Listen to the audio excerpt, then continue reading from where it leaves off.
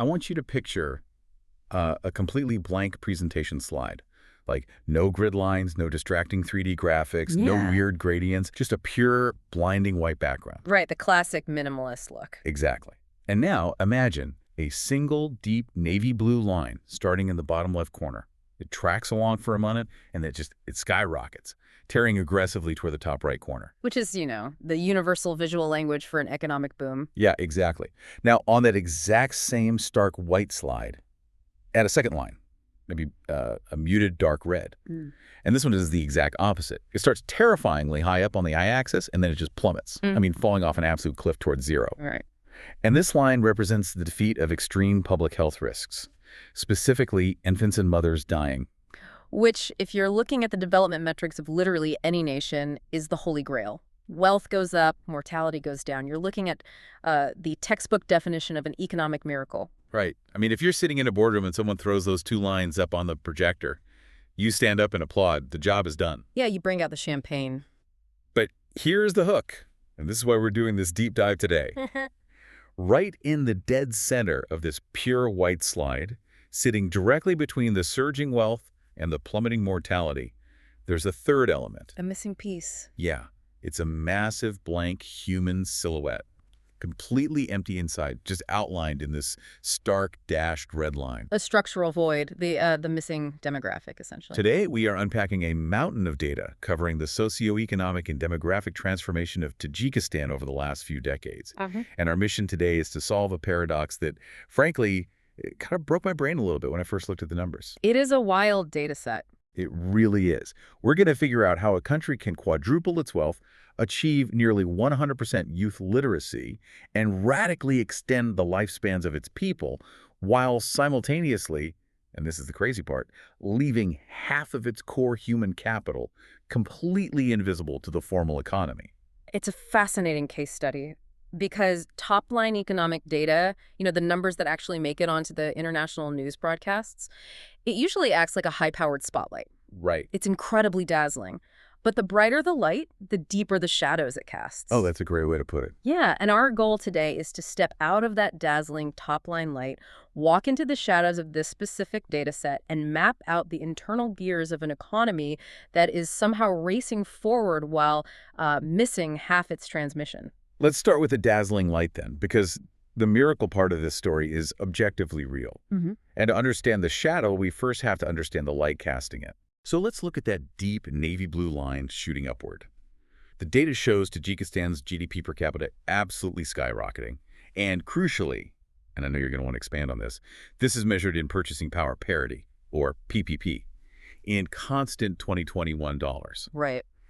We're looking at a jump from roughly $1,175 in the late 1990s to well over $4,000. Even crossing $4,500 in recent years. A literal quadrupling of wealth. And I mean, the distinction you made about purchasing power parity, it is vital for anyone trying to understand what this actually looks like on the ground. Yeah, because if I just say $4,000 to, a listener in New York or London, that sounds like a month's rent. Oh, exactly. It does not sound like an economic boom. Right. So unpack why PPP is the only metric that really matters here. Well, when economists look at standard gross domestic product, right, measured in current U.S. dollars, the picture can be heavily distorted. It gets warped by international exchange rates, by currency devaluation, by global inflation spikes. It's just a number on a spreadsheet that might not mean anything to a person actually buying bread in a market. Right, it's too abstract. Exactly. So purchasing power parity strips all those illusions away. It essentially creates a theoretical standardized currency. It asks, what can a person actually buy in their local market, using their local currency, compared to what a U.S. dollar buys in the United States? So it's a measure of lived reality. So the difference between a government just saying, our currency is strong, and a citizen actually being able to buy 4 times as many groceries, or like 4 times as much cement to fix their roof, or school uniforms for their kids. That's exactly it. Imagine an area chart on our slide, just filling in with color as it goes up. It measures the physical volume of life improving. The actual purchasing power doubled, and then it doubled again. Wow. But wealth alone doesn't prove a miracle. I mean, wealth can be hoarded, right? Oh, sure. A country can discover an oil well, quadruple its GDP overnight, and filter all that money into the bank accounts of 50 elites while the rest of the country starves. Which brings us to the dark red line plummeting off a cliff, the mortality data. Because the data we have here proves the wealth wasn't just hoarded. The numbers are just staggering. They really are. Infant mortality dropped from around 114 deaths per 1,000 live births all the way down to just 23. And maternal mortality, mothers dying in childbirth, fell from nearly 100 per 100,000 live births down to roughly 14. And you cannot fake a plunge in maternal mortality. Right. You can manipulate currency, you can fudge export numbers all day long, but keeping human beings alive requires physical, undeniable infrastructure. I really want to linger on that because I think it's easy to look at a chart, see a line go down, and just think, oh, medicine got better. Right, like they just invented a better pill. Exactly. Yeah. But to drop maternal mortality by that much, you aren't just handing out better pills. The logistical chain required to actually save those lives is massive. It is a proxy for the fundamental competence of a state.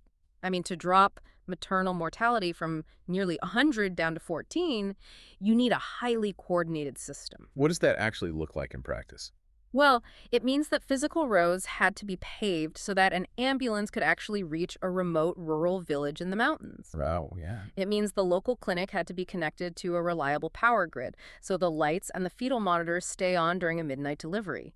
It means establishing a sterile supply chain for antibiotics, surgical equipment, clean water. So you are basically building the circulatory system of a modern nation. Precisely. So looking at these two metrics, the quadrupling of real purchasing power and the eradication of extreme health risks, the patient isn't just surviving. The patient is thriving. The state successfully deployed resources to protect its most vulnerable people. They contained the extreme risks, and that is an immense achievement. But, and here is where the story shifts, it triggers a completely new, mathematically terrifying challenge. The what happens next problem. Ah. Because if you successfully stop a massive generation of infants from dying, They grow up. yeah, they grow up. And suddenly, the entire shape of your society changes. A rapidly surviving and thriving population completely rewrites the mathematical rules of your economy. When those surviving infants become toddlers, and then children, and then teenagers, they create a tidal wave of demand on the system. Which moves us beautifully into the demographic data. Mm. If we were designing another stark, minimalist slide for our presentation here, we wouldn't use lines for this part, we'd use a shape. An age demographic pyramid? Exactly. Yeah. In a highly developed older economy, say like Japan or Germany, that shape looks almost like a column, right? Or even an inverted pyramid, really top-heavy with retirees. Right, a shrinking base. But the data for Tajikistan shows a pyramid with a base so incredibly wide and heavy, it looks like it might crack the floor. You are describing an exceptionally high young age dependency ratio. The data shows this ratio historically hovering between 60% and, in some periods, up to 87% of the working age population. 87%. I mean, let's really ground that in daily reality for you, the listener. If you are a working adult in this economy, what does an 87% dependency ratio actually feel like? Okay, so the dependency ratio simply compares the people who are not in the labor force. No. So in this specific metric, children under the age of 15 to the adults who are working. Okay. When we hit ratios between 60 and 87%, it means that for every 10 working age adults clocking into a job, there are between 6 and nearly 9 children relying on them. God, that's heavy. It's intense. Those adults have to generate enough economic output to feed, clothe, house, and educate a population almost equal to their own size before they even generate a single dollar of surplus wealth. It's like an economy running on a treadmill with a weighted vest.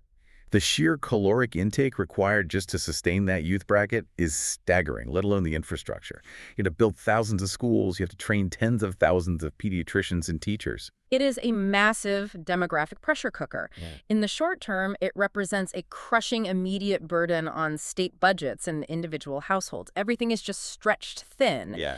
But, and this is the crucial pivot in development economics, if you can survive that short-term pressure cooker, it transforms into something incredibly valuable. The demographic dividend. Precisely. If you harness that wide base of the pyramid, it becomes a massive influx of fresh, energetic labor. It is the fuel that has driven almost every major economic superpower into modernity. Okay, let's use an analogy. It's like building an enormous, powerful engine block. You have millions of these cylinders, this incredible potential energy in the form of youth.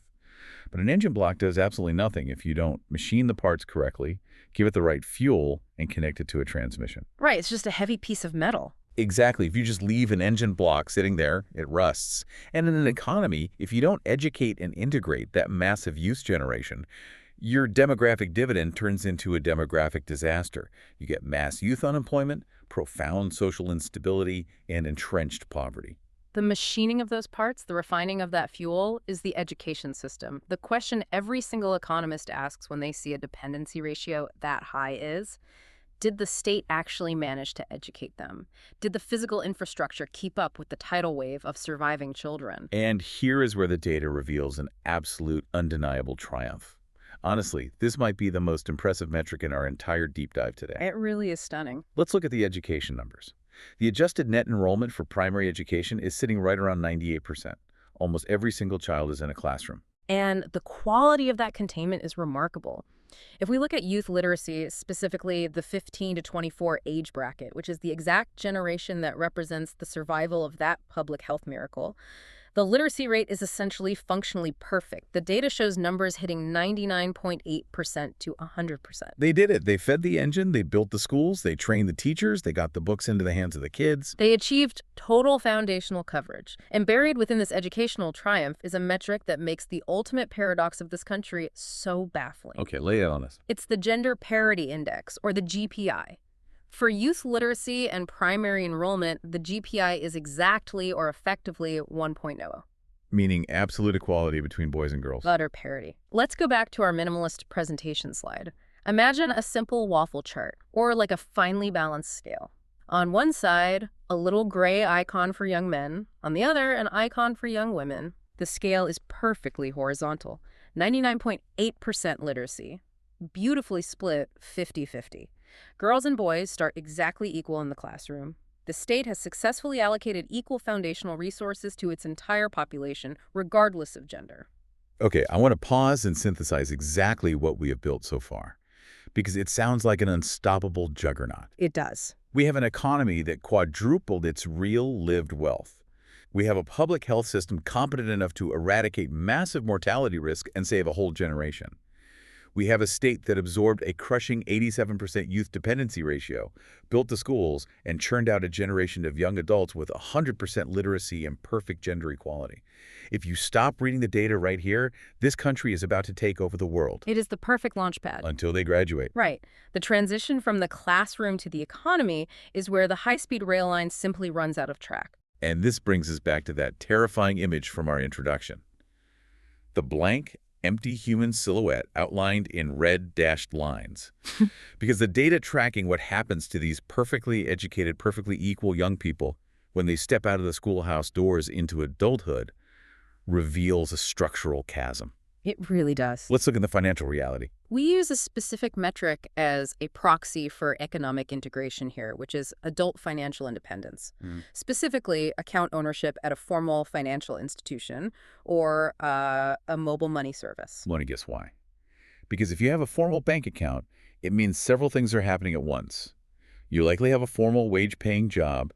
You have surplus income that allows you the capacity to save. Yes. You have an economic identity that is visible to the state and to the tax system.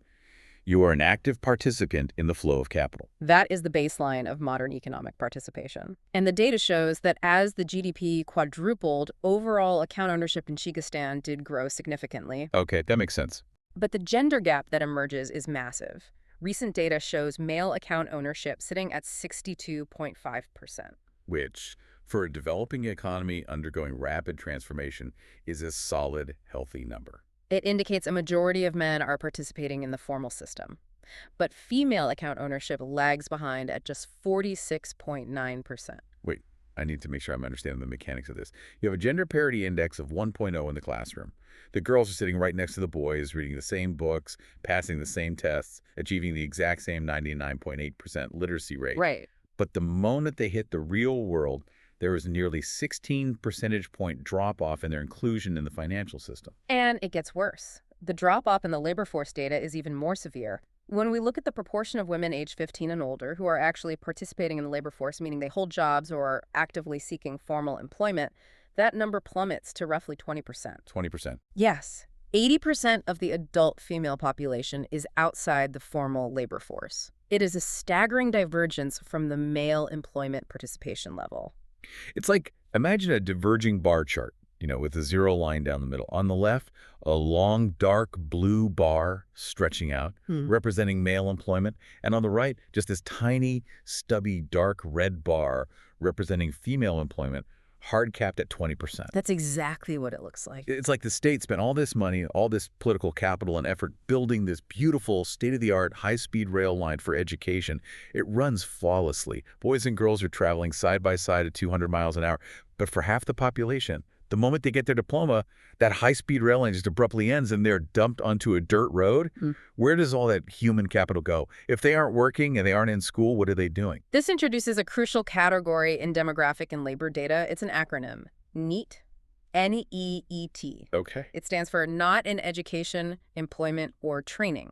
The three-no state. No school, no job, no skills training. You are just economically suspended. The data reveals that among the youth demographic, women face an exponentially higher risk of falling into this NEET category than men. So if we picture that tiny stubby red bar on our chart again, right above it is a massive glowing red circle. And that circle is the NEET rate for young women. It is a visual representation of highly educated, perfectly literate women who are structurally missing from the formal ecosystem. They are the blank silhouette. It is a profound structural resource idol. Economically speaking, it is a massive failure to convert expensive human capital into economic output. Think about the sheer waste of potential there. Imagine you are running a tech firm, or a manufacturing plant, or a logistics company. You're looking at this data and you see that 50% of your total potential talent pool people who the state has already paid to educate to a 100% literacy rate are just sitting on the bench. It's inefficient. It's like you're trying to run a race on one leg. Right. But it begs the question, what are they actually doing? Because not in employment usually just means not in formal employment. They aren't just staring at the wall all day. No, absolutely not. You've hit on the core friction. When we ask where they are going, the data on the structure of employment provides a pretty grim answer. Those women who do work are heavily concentrated in what economists call vulnerable employment. Defined vulnerable employment.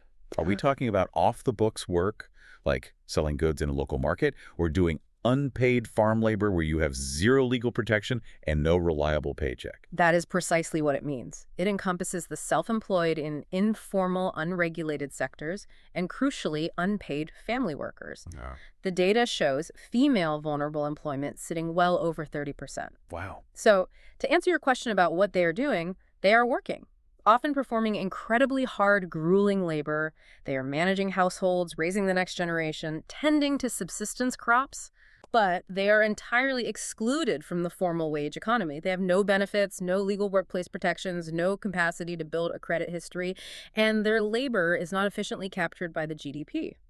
Okay, but how does a massive structural failure like this actually happen? If you have this booming youth population, this massive demographic dividend we talked about, why isn't the domestic market absorbing them?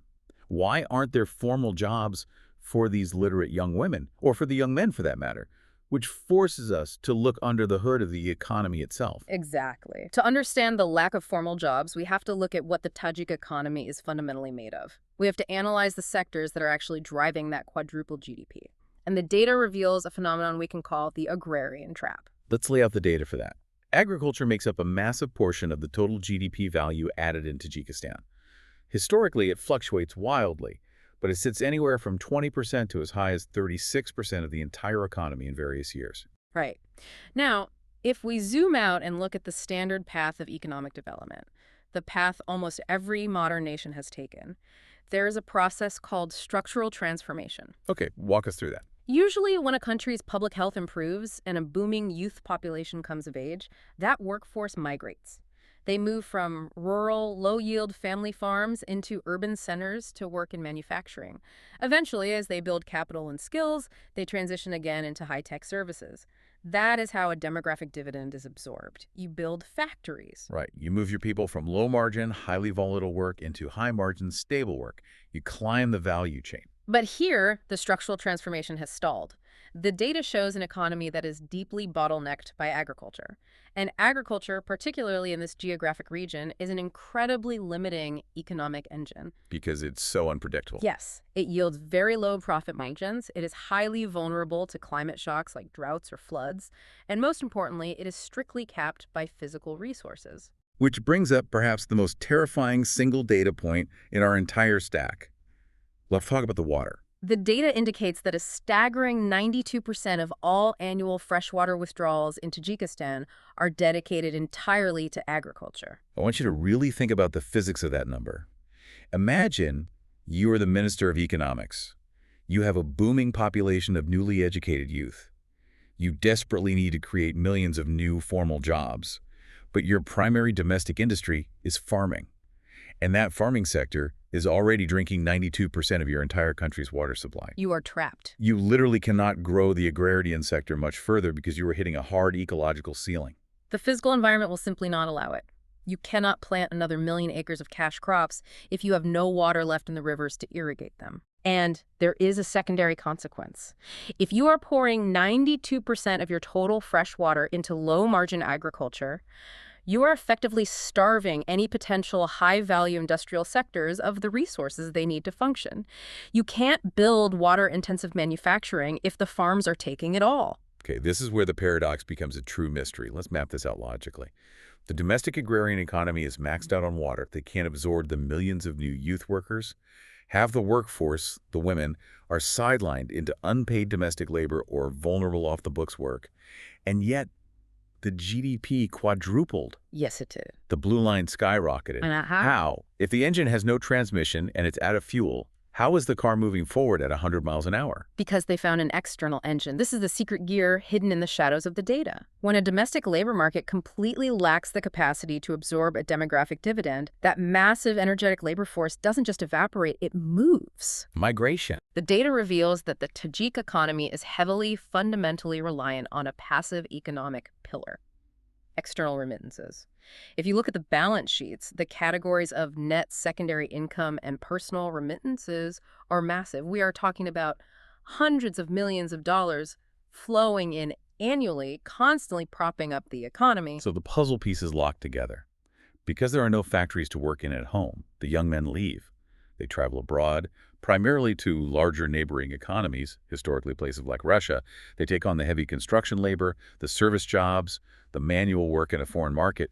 They get paid, and they wire that cash directly back home to their families. And this brilliant deduction explains the gender financial gap we uncovered earlier. It totally does. Yeah.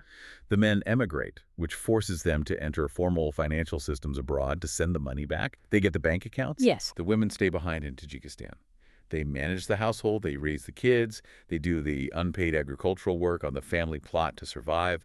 They remain completely disconnected from formal financial tools because they aren't the ones receiving the formal wages. The GDP skyrockets because foreign cash is relentlessly flooding the domestic market, driving up that purchasing power parity we talked about.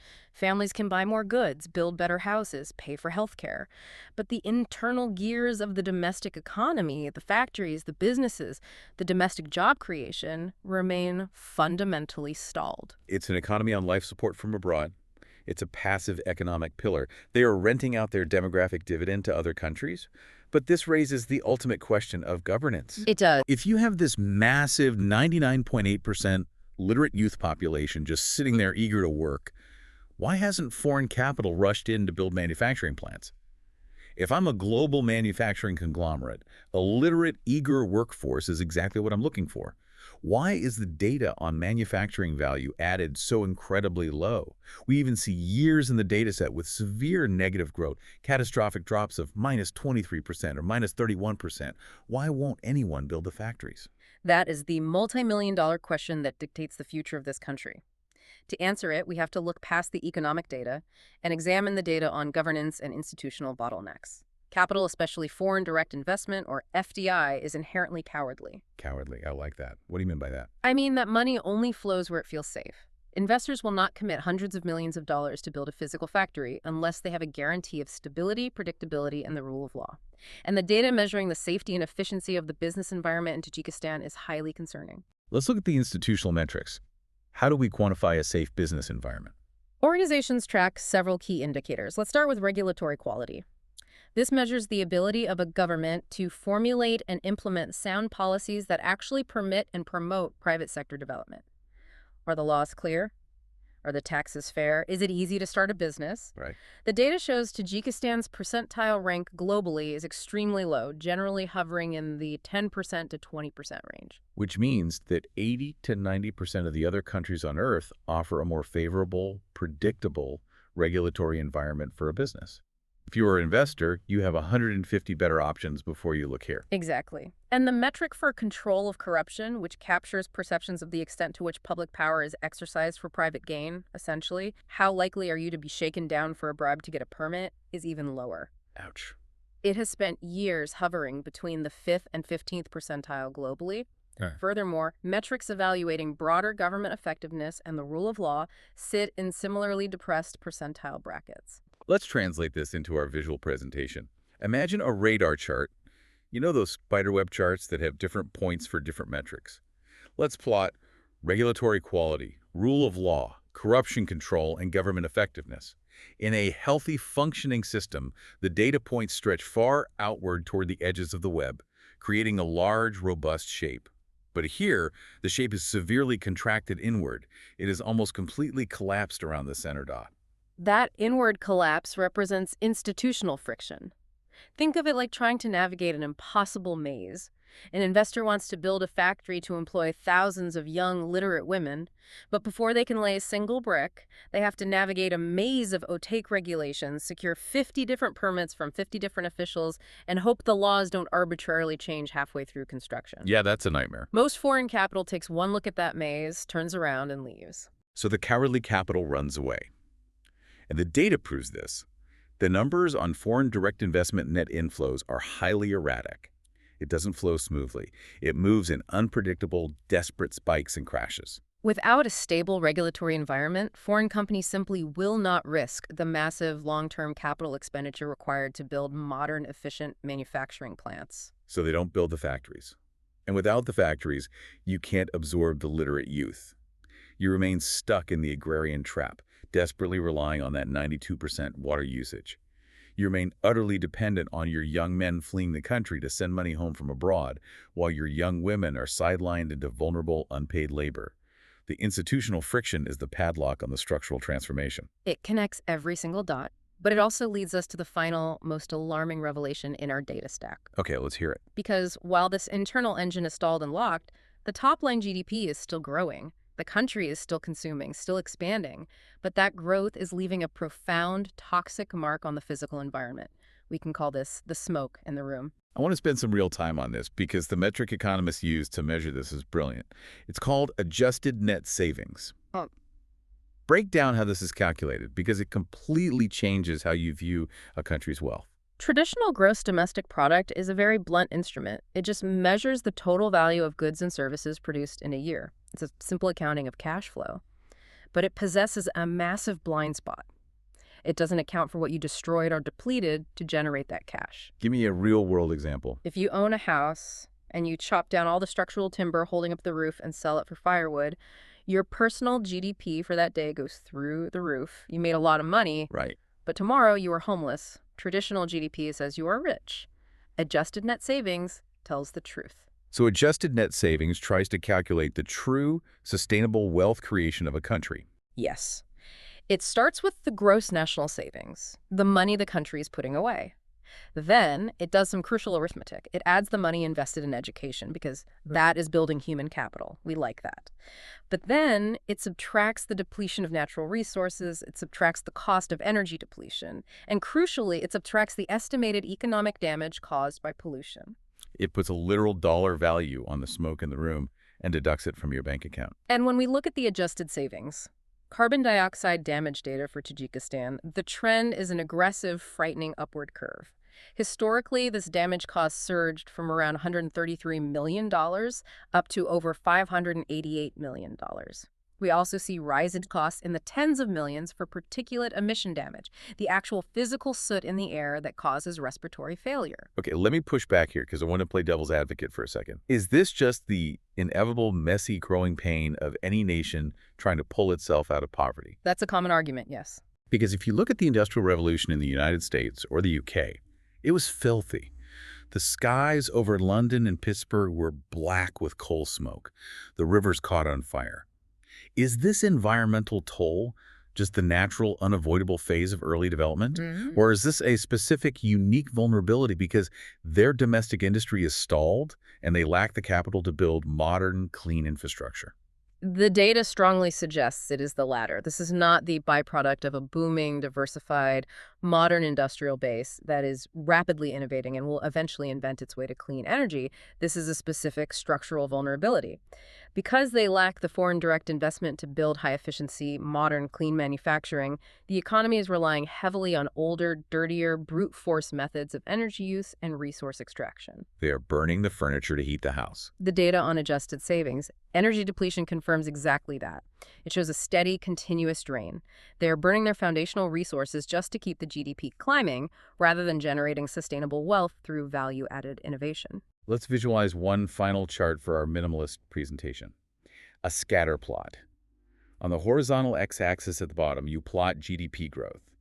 On the vertical y-axis going up, you plot greenhouse gas emissions. The data shows that whether you include land use or not, the total greenhouse gases, the carbon dioxide, the methane, are trending upward right alongside the GDP. There is a clear, locked upward trend line. The economy and the emissions are holding hands as they go up.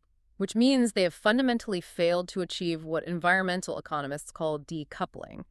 In advanced economies, you eventually see those two lines cross. GDP continues to rise, but emissions flatten or fall because the country is upgraded to green technology, high-efficiency logistics, and service-based economies. Here, the growth is still fundamentally dirty. It is physically tethered to environmental degradation. And here is where the tragedy loops back on itself. When your primary domestic sector is agriculture, you are entirely reliant on stable weather patterns and clean water. Pumping out more emissions to fuel short-term growth accelerates climate change, which threatens the water supply and the crops that employ your people and drink 92% of your water. It is an incredibly fragile, self-cannibalizing long-term strategy. It is a vicious cycle. The top-line GDP growth is real. We cannot deny the blue line is going up. But the adjusted net savings data shows that the foundation beneath that growth is actively eroding. Okay, this has been an incredible twisting journey through the data. We started with what looked like a flawless textbook economic miracle. Sure. We saw the wealth surge, we saw the infants survive, we saw the schools built. All incredible things. Yes, but as we step into the shadows, we found an engine that is running incredibly hot, but is missing its most crucial gears. Let's synthesize this deep dive. Let's bring all these threads together into a cohesive picture. We must acknowledge that the Tajikistan miracle is real. Wealth has quadrupled. Infant and maternal mortality have plummeted to a fraction of their historical highs. The state has successfully preserved the lives of its citizens. That is a triumph. But the miracle is fragile. It's a machine running on half its potential, subsidized by foreign cash and environmental degradation. If we were to design the final slide of our presentation, we would frame the solution to this paradox as three necessary pillars, three structural changes required to save the miracle. Pillar number one, translating educational equality into workplace equality. Yes. The state has achieved the incredibly difficult, monumental task of educational parity.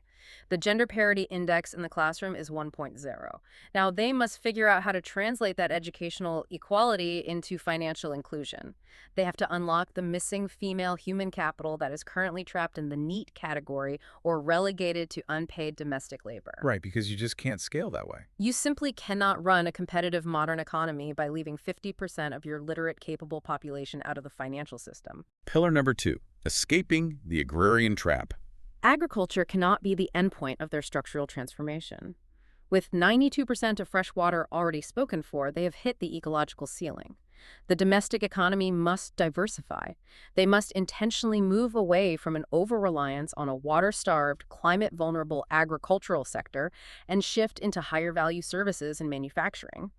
They have to create domestic jobs so they aren't purely reliant on renting out their young men as migrant labor to foreign countries. And finally, pillar number 3, governance and industrial upgrading.